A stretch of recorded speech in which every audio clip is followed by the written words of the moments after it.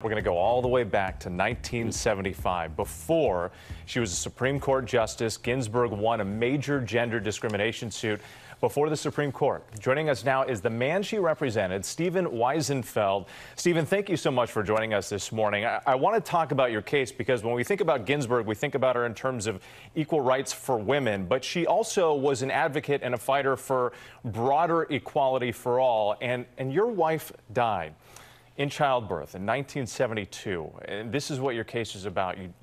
You were tried to get Social Security survivor benefits.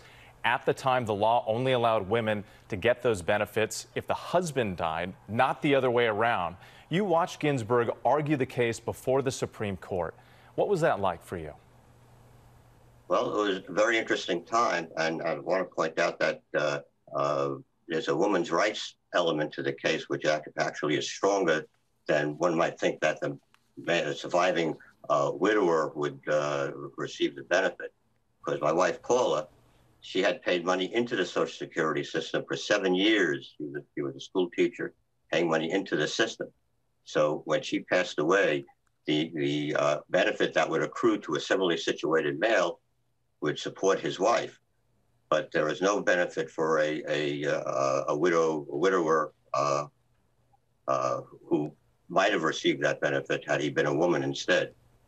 And it would show that one of the things that Ruth Ginsburg argued at the Supreme Court was that the value of the money that Paula had earned is worth less than a similarly situated male, because his money went to support his family and the wife's money does not. And we know that so many of these cases that she fought for, it was about establishing a precedent there, and in your case included in that. Years later, though, Ginsburg officiated your son's wedding. The two of you kept in touch through letters over the years. How well did you get to know her, and what was she like in private, outside the public eye? Well, she was a very friendly, very caring person.